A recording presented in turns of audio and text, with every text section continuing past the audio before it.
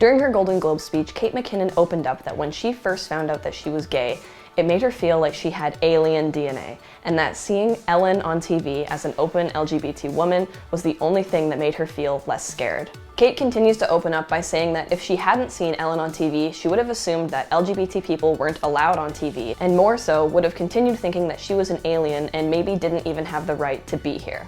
That is a pretty powerful statement that holds a lot of truth for all of us in the LGBT community. The point that I want to bring up today is the absolute power of representation in the media. Now, this is a concept that we hear all the time. We need more representation, positive representation. But I want to talk about the actual relationship between mass media production and mental production.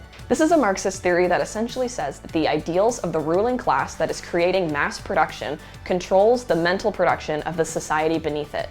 You ever notice that when you speak, you say, oh, they won't let gays on TV? Well, the they is the ruling class. The they is the network that did not greenlight a production with a gay protagonist. As a result, the ideas that reinforce and justify the ruling class's position appear as though they have naturally developed in society. This is a form of subtle manipulation and oppression that has been practiced for years, and not just against gays.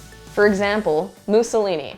Terrible guy, right? While he was in power, he greenlit a lot of white telephone movies. These were movies that were really not about anything radical. They were very safe and made people in society think that everything was okay, and low-key promoted fascism. So if all you see is on TV is these happy families and they're living in a fascist regime and they're doing okay, maybe you start to think, you know what, it's not so bad. So in simpler terms, what I'm basically saying is that if gay people have been on TV in a positive light since the dawn of time, no one would really be feeling this alien isolation, and Kate McKinnon wouldn't have had to have the speech she did. This is why so many of us, like Kate McKinnon, have had that moment of when you start to question your sexuality, it is scary.